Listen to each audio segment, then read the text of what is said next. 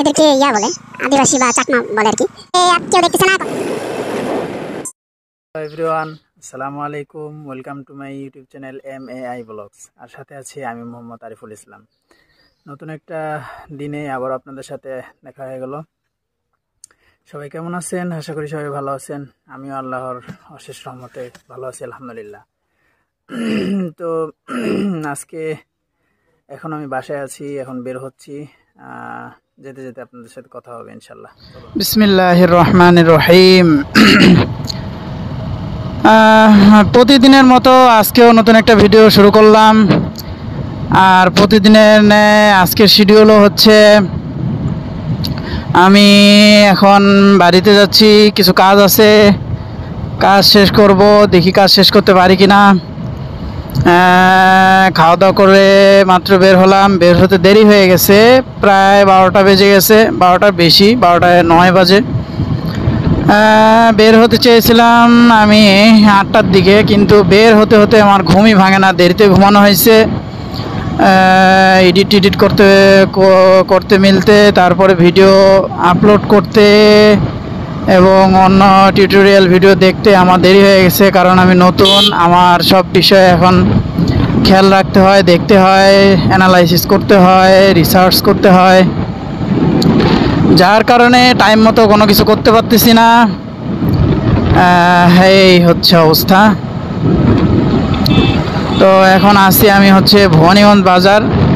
এই ভবানীগঞ্জ বাজারটা হচ্ছে নীলফামারী জেলা এবং নীলফামারী থানার অন্তর্ভুক্ত একটি বাজার আর কি। এখান থেকে নীলসাগর 4-5 কিলো দূর হবে। তো কোনো একদিন আপনাদেরকে নীলসাগরটা ঘুরিয়ে দেখাবো। নীলসাগরটা খুব ফেমাস, নামকরা। মোটামুটি যারা বাইকার, ট্রাভেলার, ট্যুরিস্ট, তারা নীলফামারী নীলসাগর এটা শুনলেই বলে দেয়, ও আচ্ছা নীলসাগর, ওটা তো এখানে। আচ্ছা আচ্ছা। অনেকে হয়তো আবার দেখেছে, এসেছে, ঘুরেছে। তো গ্রামের রাস্তাপথ আর মোটর ব্লগিং করার সময় চালানোটা একটু ডিফিকাল্ট, কারণ কথা বলতে বলতে অনেকের অভ্যাস থাকে না মোটরসাইকেল চালানোর সময় কথা বলতে। চালাতে চালাতে কথা বলতে এটা খুবই একটা কঠিন ব্যাপার আর কি। মোটরসাইকেল চালানোর সময়, আসলে গাড়ি চালানোর সময় এদিক ওদিক লক্ষ্য রাখতে হয়, রাস্তাপথ। এরপরে হচ্ছে গিয়ে ভিডিওর দিকে খেয়াল করতে হয়, কি বলা হচ্ছে না বলা হচ্ছে। আসলে একটা ব্যাপার কি, নতুনদের জন্য একটা টিপস আমি বলে রাখি, সেটা হচ্ছে যে আপনি ভিডিও করতে থাকুন। আসলে ভিডিওতে ভালো হোক, মন্দ হোক বা খারাপ হোক, মনে হবে যে এটা বলা ঠিক হয় নাই, তারপরও বলতে থাকবেন। কারণ এই ভিডিওটা তো আপনি এখনই আপলোড করতেছেন না, এটা হচ্ছে আপনি এডিট করবেন, দেন হচ্ছে গিয়ে নিজে দেখবেন, তারপরে অডিয়েন্সকে দেখাবেন, ভিউয়ার্সকে দেখাবেন, ইউটিউবে আপলোড করবেন, তাই না? এই কারণে আপনি আপনার যা মন চায় ভিডিও রেকর্ড করতে পারেন। ভিডিও এডিটের সময় আপনি কাটছাট করতে পারবেন, কাটছাট করে দেন হচ্ছে আপনি ভিডিওটা আপলোড করতে পারবেন। আর যখন দায়িত্ব মানুষের কাঁধে চলে আসে, তখন আসলে বয়সটা ম্যাটার করে না। যেমন ধরেন আমার কথা বলি, এখন আমার হচ্ছে 23-24 বছর বয়স। তো এই বয়সে আমি এমন এমন দায়িত্ব কাঁধে নিছি বলতে কাঁধে চলে আসছে। তো এটা চেঞ্জ করার কোনো ওয়ে নাই, ঠিক আছে? আমার সানগ্লাসটা পড়ে গেছে, আমার সানগ্লাসটা পড়ে গেছিল, বাইক রেখে তারপরে সানগ্লাসটা নিলাম। এই কেমন আছো? কই যাও?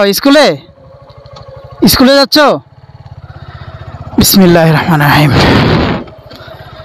চশমাটা বুকে ছিল তো পড়ে গেছে, এটা হচ্ছে বাতাসে পড়ে গেছে, এটা চোখে দিয়ে নিলাম আর কি, যখন তখন পড়ে যাইতে পারে। তো যেটা বলতেছিলাম আর কি, যখন দায়িত্ব কাঁধে আসে তখন আসলে বয়সটা ম্যাটার করে না। আপনি কম বয়সের হোক, বেশি বয়সের হোক, দায়িত্ব আপনাকে নিতেই হবে। জীবন চলার তাগিদে, জীবিকার তাগিদে আপনাকে অনেক কিছু স্যাক্রিফাইস করতে হবে। যেমন ধরেন এই বয়সের অনেক ছেলেপেলে আছে, অনেক পোলাপান আছে, তারা হচ্ছে গিয়ে এখন মানে ঘুরে ফিরে খায়, তারপরে হচ্ছে আড্ডাবাজি, এগুলো চলে। মানে শখ পূরণ করার বয়স আর কি।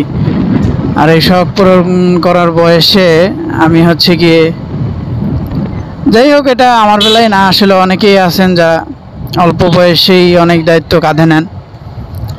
এই বয়সে অনেক বড় বড় ব্যবসায়িকও আছে, উদ্যোক্তা আছে।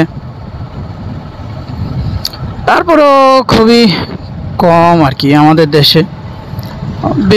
দেশে মানে ওয়ার্ল্ডের বিভিন্ন রাষ্ট্রে আপনারা অল্প বয়সের উদ্যোক্তা দেখতে পাবেন, যারা কিনা অল্প বয়সেই আর কি অনেক দায়িত্ব কাঁধে নিছে, অনেক উদ্যোক্তা নিজে বিজনেস করতেছে, কোম্পানি চালাচ্ছে। আমাদের দেশের বিষয়টা ভিন্ন। আমাদের দেশের মানুষ আসলে সত্যি কথা বলতে কি অলস বেশি, তা বেশি অলস আর কি। ধরেন এমনও মানুষ আছে যারা মনে করেন যে একদিন কাজ করে, দিন 2-3 দিন বসে খায়, তারপরে হচ্ছে আবার কাজ করে। একদিন কাজ করলে ওই টাকাটা 3-4 দিন বসে খাওয়ার পরে শেষ হলে তারপরে কাজে নামে, এরকম আর কি। তো যাই হোক, আপনাদেরকে যেতে যেতে ভিউটা একটু দেখাবো, একটু পরে আবার আসতেছি আর কি।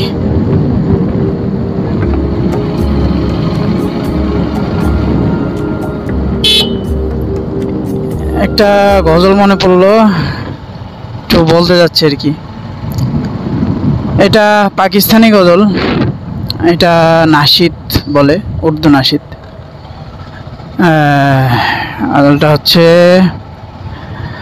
मेरी बात बन गई है, मेरी बात बन गई है, तेरी बात करते करते, तेरी बात करते करते, मेरी बात बन गई है, तेरी बात करते करते, तेरी बात करते करते। আজকে ভিডিও শ্যুট করার সময় বাসায় আসলে মামা চলে এসছে। আসলে তাদের সামনে আমার একরকম লজ্জা লাগে আর কি। তাদের সামনে না, যে কোনো মানুষের সামনে আমার ভিডিও আর কি, ভিডিও শ্যুট করতে অনেক লজ্জা লাগে। জানি না এটা আসলে আমার বেলায় নাকি নাকি যে কোনো মানুষের বেলায় আর কি বেশি আর কি, মানে লজ্জা লাগে হচ্ছে কথা বলতে বলতে ভিডিও করা। এমনিতে ভিডিও করলে তো সমস্যা নাই, কিন্তু কথা বলতে বলতে ভিডিও করা এটা খুবই আমার কাছে লজ্জা লাগে, এই আর কি। তো হয়তো কিছুক্ষণের মধ্যেই আমি আমার বাসায় চলে যাব। তো চলুন রাস্তাটা একটু উপভোগ করি।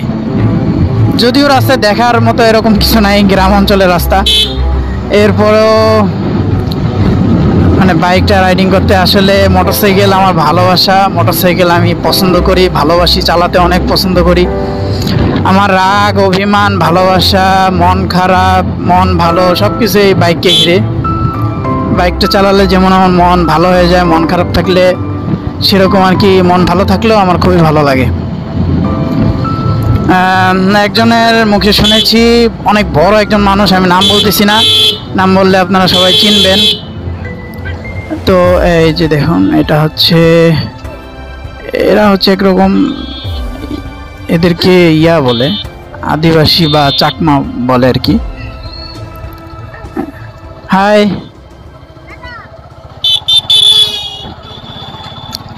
মাঝে মাঝে এদেরকে দেখা যায় আর কি, মানে এই শহরের পাল নিয়ে এরা গ্রামের রাস্তা পথে ওদেরকে মাঝে মাঝে দেখা যায়। তো যেটা বলতেছিলাম বড় একজন মানুষের কথা, সেটা হচ্ছে যে মানে বাইক চালানো তাদের যে অভিজ্ঞতা, সেটার মধ্যে একটা কথা বলেছিল যে বাইক আসলে এমন একটা জিনিস, হেলমেটটা মাথায় দিলে আপনাকে আর কেউ দেখতেছে না, কথাও শুনতেছে না। গ্রাম অঞ্চলের রাস্তা হচ্ছে এরকম, হুটহাট সামনে গরু ছাগল চলে আসে। তো মানে হেলমেটটা মাথায় দিয়ে উনি বলেন যে আমি যতবার মানে কান্না করেছি ততবার হেলমেট পরেই কান্না করেছি, কারণ হেলমেট পরলে আপনাকে আর কেউ দেখে না, আপনার আওয়াজ কেউ শুনে না। তো হেলমেট লাগায় আপনি যতই কান্না করেন, যত জোরেই কান্না করেন, কেউ আপনাকে শুনবে না, কেউ আপনাকে দেখবে না। এই আর কি, মানে হেলমেটের ভিতরে আপনি কি বলতেছেন, কি করতেছেন, এটা কেউ দেখবে না। যার কারণে মন খুলে আর কি হেলমেটের ভিতরে কান্না করা যায়। আমি বলতেছি না আপনারা কান্না করবেন, তো অনেক সময় এরকম পরিস্থিতির সম্মুখীন হই আমরা, যে অনেক মন খারাপ বা পারিবারিক কোনো বিষয়ে, তখন মোটরসাইকেলটা নিয়ে বের হলে হেলমেটের ভিতরে আসলেই কান্না চলে আসে। তখন কান্না করলে আসলে কেউ দেখে না, এমনি ম্যাক্সিমাম সময় বাসায় তো সবাই দেখবে, কান্না করবেন আপনি। সবাই ধান লাগাচ্ছে আর কি, আমাদের ওদিকে ধান লাগানো শেষ। মোটটার মধ্যে দেখছো কেমনে অটো দাঁড় করা রাখছে।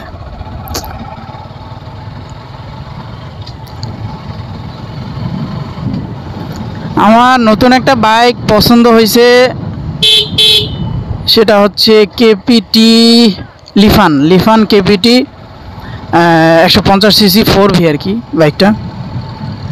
এটা বাংলাদেশের most of the adventure bike.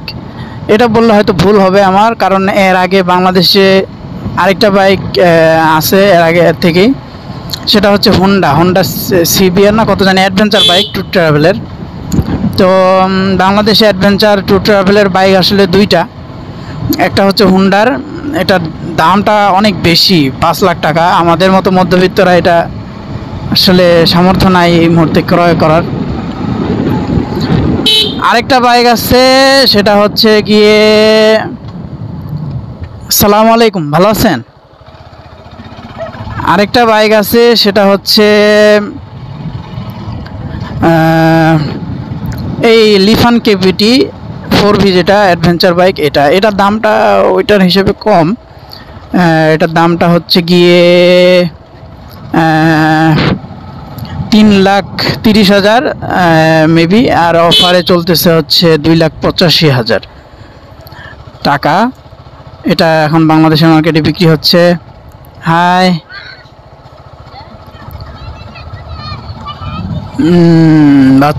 বাচ্চাদের সাথে আমাদের আসলে কমিউনিকেশনটা বাড়ানোর দরকার। এরা আসলে পবিত্র, এরা আসলে মাসুম। তো এদের যে রিয়াকশনটা, এটা আমার খুবই ভালো লাগে। তো এই দুইটা বাইকই বাংলাদেশে হচ্ছে গিয়ে অ্যাডভেঞ্চার ট্যুরিং বাইক। আমার বাইকটা অসাধারণ লাগে, অনেক ভালো লাগে। যদিও কেনার পরে কয়েকটা জিনিস আর কি চেঞ্জ করতে হয়, রিপ্লেস করতে হয়, তারপরও বাইকটা আমার অনেক পছন্দ। দেখি যদি আমার এই বাইকটা হচ্ছে গিয়ে সেল করার চিন্তা ভাবনা করতেছি, তারপরে ওই বাইকটা ইনশাল্লাহ নিব। আল্লাহ যদি তৌফিক দেয়, হায়াতে বাঁচায় রাখেন, ইনশাল্লাহ ওই বাইকটা আমি নিব এক সময়। তো গ্রামের রাস্তা পথ আর কি এমনটা উপভোগ করবেন। আসলে আমার কষ্টের কাজগুলো আমি দেখাই না, আসলে জমিতে যে কাজগুলো আমি করি, আমার জীবনে কোনো অভিজ্ঞতা ছিল না এগুলো বিষয়ে। যেমন কোদাল পাড়া, মাটি কাটা, তারপরে দেন হচ্ছে বিভিন্ন রকম কাজ আছে। আসলে এগুলা মাঝে মাঝে দেখাবো আপনাদেরকে অবশ্য, তবে ওই সময়টা আসলে এরকম সুযোগটা খুব কম হয় ভিডিও শ্যুট করা, কারণ তখন এমন কাজের ব্যস্ততায় থাকি, ভিডিও শ্যুট করা আসলে পসিবল খুব কম হয়। কথা বলতে বলতে চলে আসছি, আর এখন বাজে হচ্ছে 9:23। আমি আমার বাড়ির বাজারের একটু দূরেই আছি।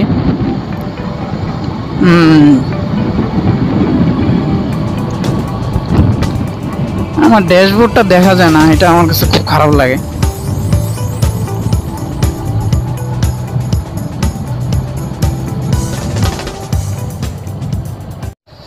কথা বলতে বলতে আমার বাসার সামনেই চলে আসছি। আসসালামু আলাইকুম।